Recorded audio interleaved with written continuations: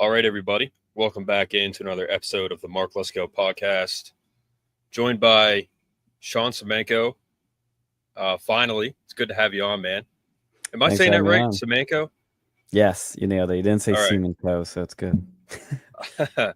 Well, my last name is Leskovansky, so I'm used to butchering names and hearing it all sorts of ways. So Is that Russian?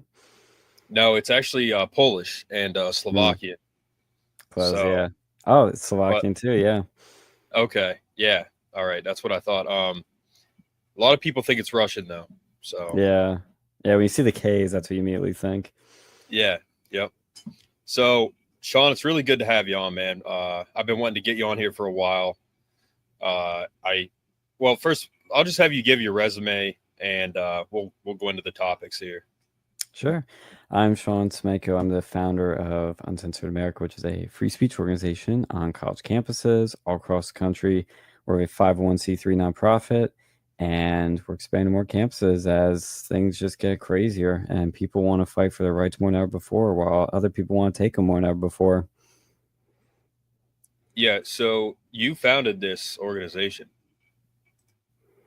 like Yes, yeah. In 2020 at Penn State, I was a student at Penn State from 2016 to 2020, and I basically learned the hard way that there's no true free speech organization on college campuses. So I decided to start my own, and I was involved with TPUSA at the time, Turning Point USA, for those who know, Charlie Kirk's organization before he passed, and now Erica Kirk's, and it's a great organization, does a lot of great work for campaigns and a lot of mainstream stuff, but I want to do something that was a little edgier, push the boundaries a bit more, and it just wasn't a space to do that, so I made my own thing.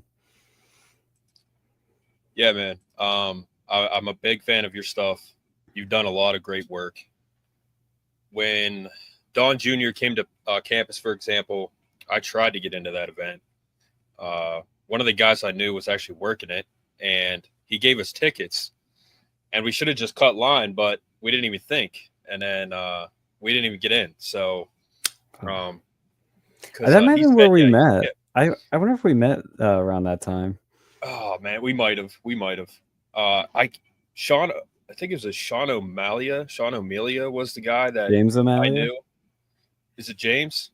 There's a James and a Sean O'Malley. I think I know too. Yeah. So he was a client of mine when he was in college. I was a trainer, and I ran into him. He gave us tickets. We didn't get in, but it was still cool to be there. And then you brought Milo to campus. Yes, sir. Mm-hmm. Yeah. Okay. Yeah, well, that's funny because the Don Jr. event, that was when I was in TPUSA. I was a secretary at the time, and I was working a lot with the national TPUSA organization then to coordinate an event. We had Thomas 100, which holds about 700 to 800 people. I forget, it's like 712 people or something like that, 750, and filled it. And that's why you weren't able to get in, unfortunately, is because there were so many people that came out to it. We couldn't get everybody in. We had to turn away, I think, 200 some people at least. I mean, I remember seeing the line go all the way out the door. It was insane. And then in the building right next, or the room right next to it, is where we hosted Milo for the first Uncensored America event. Prayed the gay away, which caused a lot of controversy and got people upset. But it was really fun event. Like, a lot of people loved it, and we had people from all different backgrounds come to. It was a lot of fun. And Milo just talked about his journey from finding his Catholic faith again and giving up his homosexual ways. So it was really our first splash, and it really was a great way to start because it set the tone for what we do, which is we do things a little different here. Yeah, I'm a big fan of Milo. He's he speaks his mind, to say the least. Mm-hmm. And that event, I remember there was protesters. Well, there was Milo,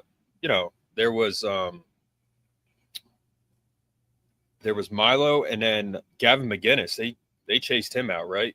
Like he didn't get in.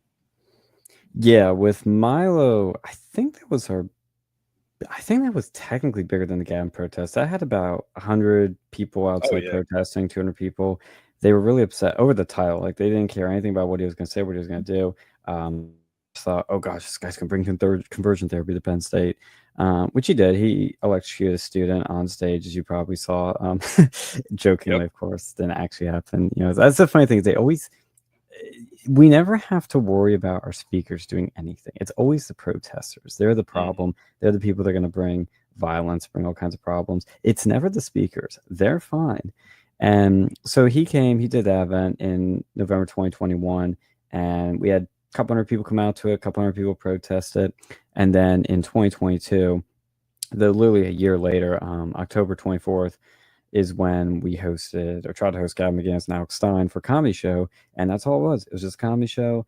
I mean, it couldn't be more fun and non-offensive on face value. But when people learn about Gavin's background, that's when they lost their minds. And we had outside protesting. There were 12, I believe, divisions of police that were present there. It was Penn State, Center County, a bunch of other counties, state police, all there to protect the event, all there to keep everybody safe. And yet somehow somebody came, like some Proud Boys got in fights with protesters, and it escalated. And then one person who was there, who we don't know who they were affiliated with, we have our conspiracies, but he whipped out pepper spray, maced the crowd, and then the cops didn't arrest the guy. He literally maces the crowd of students, journalists, people on campus right there in front of cops. They did nothing. This guy walks right in front of him, walks away, and then we hear that the FBI IDs the guy. Somehow they nabbed him and somehow ID'd him within minutes, and no charges, nothing ever happened to him, no punishment. He was able to get away with it. Very suspicious. Some might say he belongs to a 3-letter agency. I don't know, but it's very weird. And it was just a watershed moment, because you haven't had something like that happen in a long time, since probably, I think Berkeley, when I would visit Berkeley, you haven't had a major clash on the campus. And so it was very eye-opening for a lot of people to see that this sort of stuff can still happen. And they got the event canceled because of that. The university said, we can't control the situation. Due to escalating violence, we have to cancel the event, which is a bunch of crap, because they had enough police there that they could have kept things under control. They just chose not to. They literally let guy mace crowd and walk away. Like, they chose not to do something. Sean, it's pretty disturbing, the behavior sometimes of a certain group.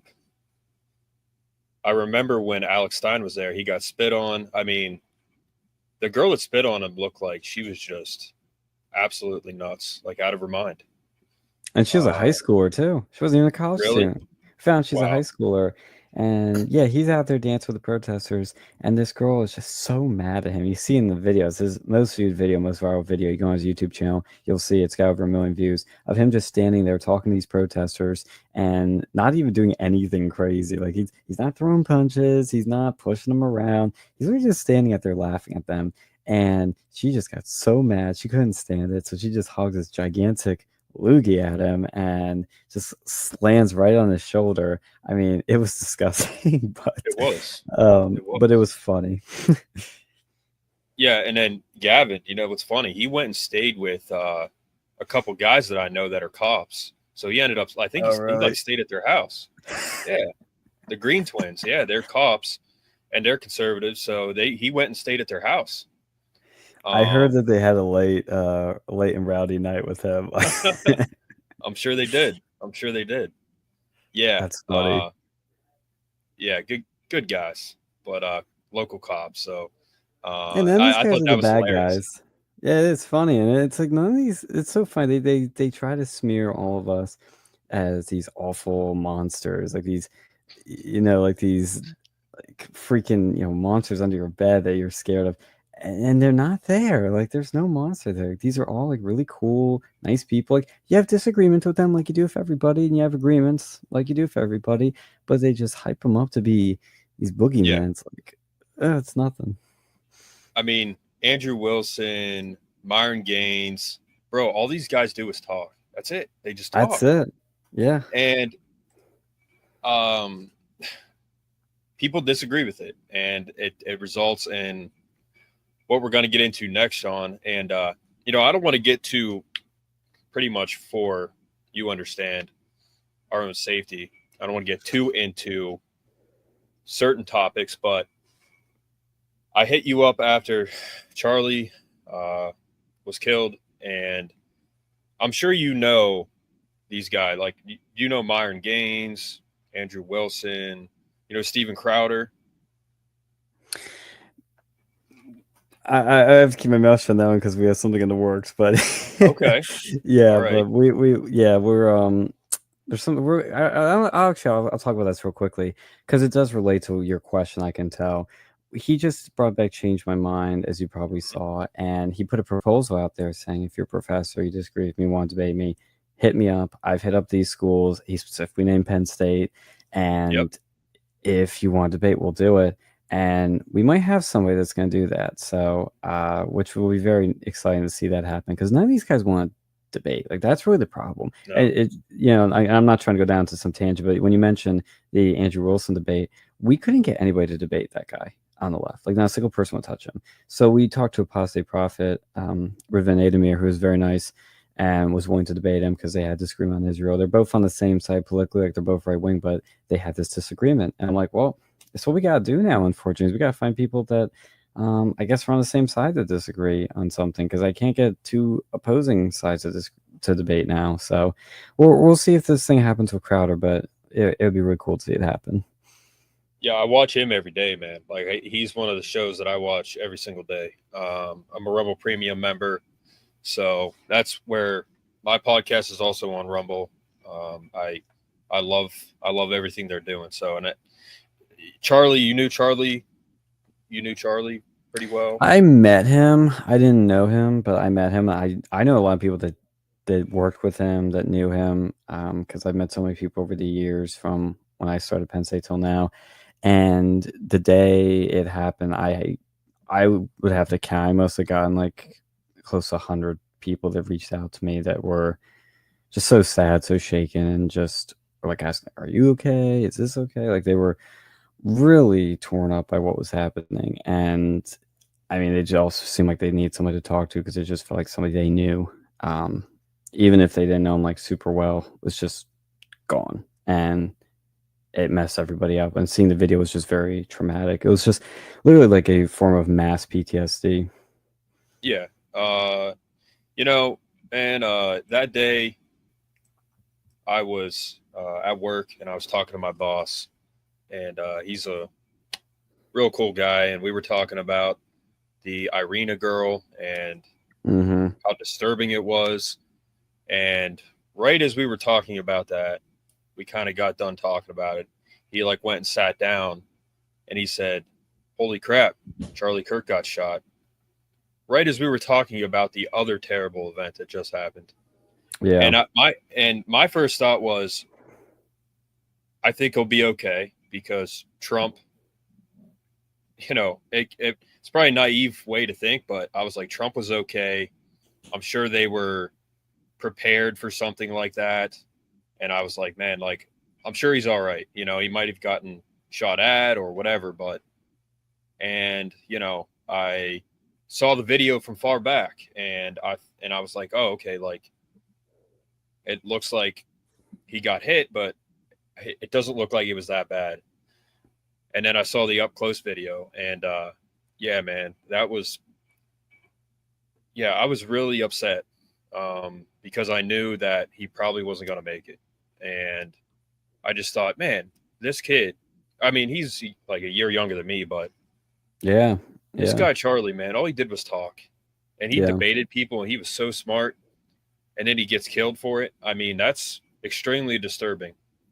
And then people were celebrating, and that's another aspect of what I mentioned before. Like, these people that are just so, they're so hateful, man.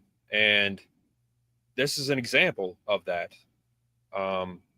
This kid was killed for just talking, and he was very smart. He was right about a lot of stuff. I mean, and people don't like that, but for it to lead to that was very sad,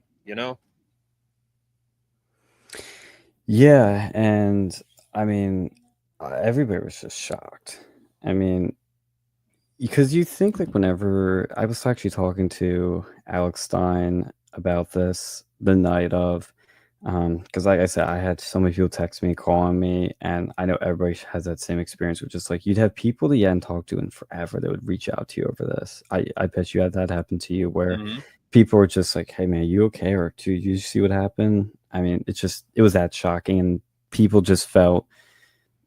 I think people felt lonely, but not in like a normal sense. In a sense, like they just want somebody to talk to. They want to feel like there were people like them around them, even though they know there's a lot more of us than ever before, Yeah. really. But when I was talking to Alex Stein, he said something that really struck me, which is that whenever we're doing these events, we're on campuses, we feel safe. Like we really do. I mean, Yeah. you saw him like go onto that crowd with the people. Like he didn't care. He's like, dude, what are they gonna do to me? And that's usually the thought because these people are really losers. Like they're really pathetic. They're really not threatening. The worst they'll do is spit on you, you know? Like Yeah. they're really not scary. And so there was never really a fear. And the way this happened was what's really crazy. Just some you never would think somebody would get on a roof and do that. But that's what we have to worry about now. Like when we're planning our events now, we have to literally think, okay, what's the perimeter? What's within 200 feet? Could they get on this building or that building? And you have to think about these things now because now the really the scary thing about this is that now there's going to be copycats. There's going to be people that want to do this Yeah. um, to other people. And Charlie was a nice guy. I know it's become a meme, but it's true. He was a nice one. He was effective, extremely effective, and Very. that's what really pisses people off. But he was a nice one. I mean, Myron, he goes in on these people, Yeah. and he doesn't hold back. Whereas No. Charlie would be you could tell he was trying to be like as respectful as possible. I'm not saying Myron's not nice or anything, but Myron's not afraid to call people on certain things or say those things that Charlie would be afraid to say. And what made the whole everything that went down extra crazy is that I was driving to the University of North Carolina, Asheville, when it happened, when I heard the news, to do what he was doing with Myron on that campus. And so it just like really hits home because you always think, not to make it about us, but you think, well, we're doing the same thing. Hmm. I mean, we're in that same level of danger, and everybody felt that. I think that's really why it hit people so much, Yeah. is because it wasn't a politician. It was somebody like us, a guy talking to Yep. people, a guy debating, a guy that we've watched, a content creator. He's basically a YouTuber. At the end of the day, Yeah. I know Yeah. he's an entrepreneur, runs an organization, but it felt like a YouTuber just got assassinated, or like one of us did. And so, it really it's a transformational moment. I mean, you've seen like Milo came out of retirement because of it. Oh yeah. Crowder soon changed my minds again. Alex Jones wants to come to campus. Like a lot of people just got activated in a way I haven't seen since 2016. I mean, I went to the TPOSA event with Alex Stein last week, and he had like 100 people come out to it, and they only had like a Yeah. week notice, but people just want to come out, support these type of things, be at these things, and it's just a total energy. Before people, you'd have to really like beg for people to come to events, to get involved, to do things. Now people are coming to you begging to get involved and do things. So people are activated like never before, and they really want to do something because they realize how high the stakes are and how seeing people cheer for what happened is just the worst part of it. Like I could go on like hour long rants on how awful that is, but that was the thing that messed me up a lot more than anything with that day. Is just seeing the lack of humanity in people, which I personally think is a result of a godless society that we have now. Is that you just don't have morals. People don't believe in anything. That nothing matters. You're just a character in the TV show that's not going to be in the next episode now. It's how they look at it, but it's real life. It's not a video game. It's not a TV show. Like it's real. Yeah. It's that's the part of it, man. That's what it is. It's a godless society. It's extremely disturbing. You have guys on TikTok like Grace Unfiltered that are calling people out. They're doing videos of people that were celebrating businesses.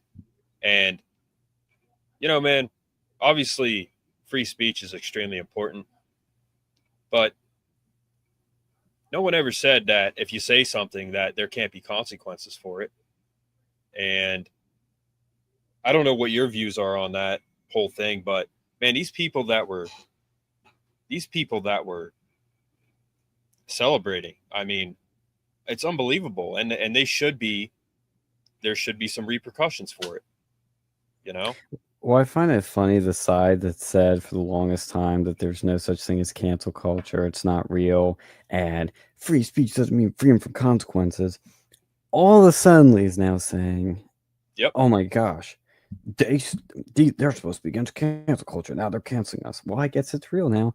And oh well, I should be allowed to say this without consequence. Oh, so you don't believe in that whole freedom? Speech doesn't mean exclude you from freedom of consequences. So it's like I always say, like, at the end of the day, that the best thing about free speech is that it is the sunlight is the best disinfectant. Getting this stuff out there, seeing what people Yeah. really think is always a good thing. If it's ugly, if it's good, whatever it is, it's just always good to see what people really are like. And that's the best thing I think that came out of it, just seeing how some people really think. And I mean, I saw it on my social media.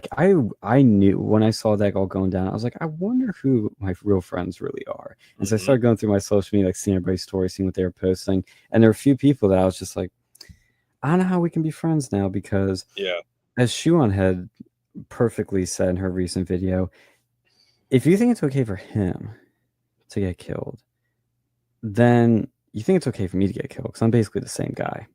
Yeah. Like, that's really what it is. And if anything, I'm quite a bit more to the right than him. So that's where I just realized, like, there's certain people that I just can't be friends with because they don't want me to be here right now.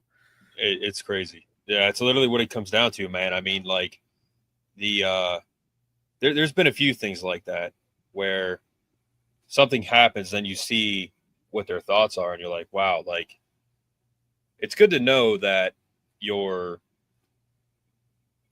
it's good to know that this is how you think. So therefore, I can step away.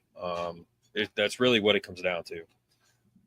It might sound funny, but like the dating world, I see girls with pronouns, and I'm like, I'm good, Swipe left.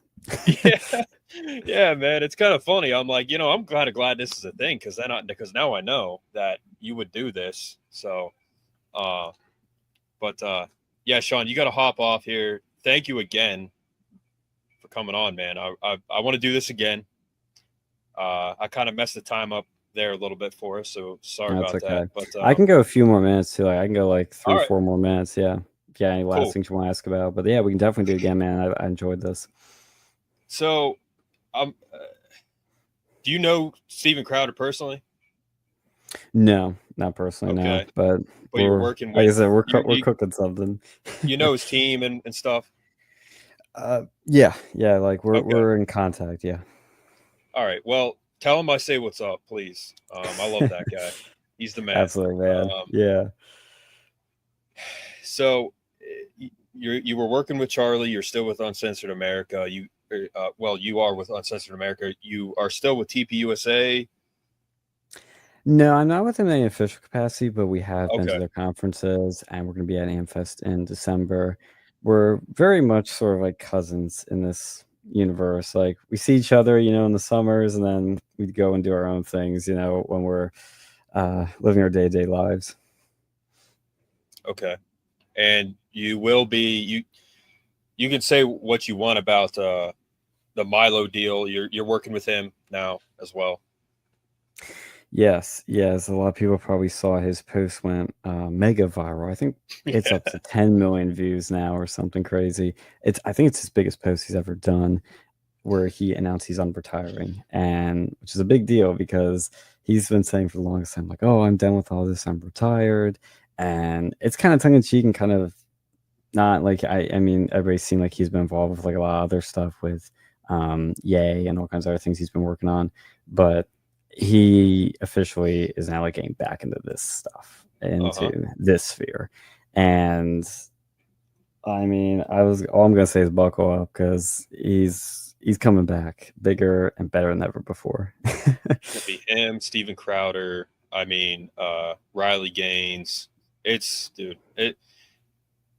is gonna be a tidal wave of people talking, and you're a part of that. And Myron Gaines. I mean, dude, we don't do that. We don't do this stuff. We don't do what happened to Charlie and Donald Trump. We don't do that. What we do is we buckle down, we pray, we do the right thing, and when we go out and multiply the mission, that's what it is. And that's what they're doing. That's what they're going to do. So, Yeah. Yeah. And that's really what's happening right now is that a lot of people just feel this need to do something. And we don't do it because we want to make money or because we want fame or because we want, I mean, you see these guys like Brylan Hollyhan, like whatever that thing is, who are clearly grifting and clearly doing this for the clout and all that nonsense. I mean, this guy, I mean, he's 19, so I can't pick. Well, no, I can't pick on him too hard. I will. He's flying in private jets with like $20,000 Rolexes, however much it costs, and saying that he's going to these TPOSA sponsored events. And even TPOSA had to call him out for it because they said, no, we did not sponsor your visit.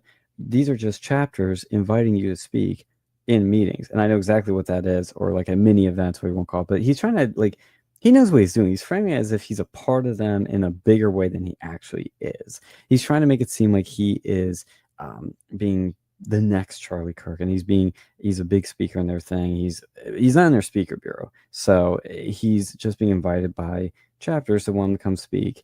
And you know, it's the unfortunate part of this is that when there's a vacuum, people are going to try and fill that void. You're going to have good people that are going to step up to just want to do something because what they saw happen was so awful, and they realized that they need to do more. But then you have people like him who see it as an opportunity to make money, get clout, and grift. And it's just really messed up to do that. Like within what, 3 weeks, 2 weeks? I was sorry, he was on TV minutes after it happened talking about exactly this. And it's really sad to see, but he got enough pushback from people that I don't think he's going to make it anywhere. I mean, he's not even human. He's like this little specimen that they made in a lab, and it's just like the most unappealing, unappetizing thing I've ever seen. what is his name again? Say his name again. Brylan Hollyhan. I mean, it sounds like a stage name. It doesn't even sound real. Yeah, it does. Brylan Hollyhan. I don't think I've heard of him. I'm going to look him up just to see what he's doing, and you know, you've probably seen clips where people talk about him. Like it's probably made around. But like there's this picture now that's going around a lot of him in a private jet. He's wearing a polo and khakis in a private jet. He's like, on my way to the next speaking event. It's like, who are you? Yeah, he's kind of latched himself onto the movement. I mean, that's another thing, man. There are people, I can't think of too many, but there are people that will 100% jump onto this major event and try to make it about themselves or blow up their followers and views and everything. Yeah. You know, there are people that will do that, and there are people that are doing that. So, but, you know, Sean, you're a Penn State guy. I do this show mainly for Penn State football, this podcast, and I don't know if you follow the team much, but they're not doing well. And the way, I said, yeah. So the head coach, he seems to be kind of coaching in a certain way. And from what I've heard, it's not really like in a Nick Saban conservative type of way. You know, I've said conservatism is about accountability, discipline, and being a part of something bigger than yourself, which for us mainly is faith. That's what conservatism is, man. And you think that's a pretty good definition of conservatism? It's a good question because the word just sort of has lost all meaning over the past 10 years, really. And I mean, it's really about, it is about what we said. It's like conserving tradition. It's about keeping order the way things have been. And that doesn't mean like there's ways you adapt, change, and all that, but like there's just basic things you need to have for things to be functional. And I mean, it sounds like what is James Franklin still the coach, right? Yes. Yeah, you don't want that kind of attitude in the world. You do want your Nick Sabans in the world who and here's the thing, like everybody keeps making the Nick Saban analogies now. I finally understand. I can tell I'm not a sports guy. I know what it is now. You need those people, not just like in the world, but in your life, who are those like hard, tough really push you to achieve greatness, because a lot of people don't have that in them. And I think it's been lost where our modern society is just very lax. Like, we accept mediocrity, participation trophies, things like that. We don't really strive towards excellence. But there are a lot of people that have that still in them, but you still need people, even if you do have that in you, to keep pushing that out of you. And I mean, people like Myron are extreme workaholics, work really hard, and have built something amazing because they have that in them, and they do push other people to be great like them. Milo's, I have to say, is probably the biggest like influence on me for that, because he's somebody that is a very, very nice guy, very cool guy, but he will push you because he wants you to do good. Just for the greater good of things. And I really admire that about him and other people who have that trait in them, that they want to see excellence out of people, because I want to see in the world. And it's just sometimes, you're in a bad spot, you need a little kick, or you maybe think a little smaller than you really should be. And having somebody like that in your life is what you need to achieve greatness. And I think we have a lot of people like that. They're stepping up to the plate right now. Yeah, Sean, we are in a society where, you had the Joe Paternos, the Nick Sabans, the Coach K's from Duke, these guys that were just old school, hard work, discipline, accountability. Yeah. To quote Coach JB from the Coach JB show, we live in the jersey swap era. You've got guys after games in the NFL swapping jerseys. That's just I mean, that's the era we live in, man. It's a different era, but we got to keep that, what you just said, we got to keep that alive, and we are. So it won't die. Yeah. And it's good to see that, like I said, there are people that are just stepping up that have immense talent, ability, and using it for good. I mean, I just go back to the transcendentals of truth, beauty, and goodness. I mean, that's what your whole focus in life has to be, is those three things. If you're doing those three things, you're doing something right. And they all sort of interconnect and lead to something bigger than us. So that's what I'm trying to do every day, is I get more and more close to those three things. And that's what I hope people do. Like, no matter what you believe or think or do in your life, what your job is, where you're at, just remember those things: truth, beauty, goodness. Those are the key things to everything you do. Well said, Sean. We'll hop off here. Definitely want to have you on here again, man. Thank you for coming on again. This was a great conversation, and I'm looking forward to what you're going to be doing. So everybody go follow Sean and what he's doing on social media. Big things coming, that's for sure. Thank you. Yeah, we'll keep you posted. And I'd say in about a few weeks, maybe a month, we should do another episode, because I think we'll have some good stuff we can talk about then. We'll be cooking up some stuff. Yeah, maybe we can get some other guys on with you too. So yeah, we'll see what we can do. All right, buddy. Sounds good. Cool. Thank you for having me. Have a good day, man. Yep. You too. See ya. Bye.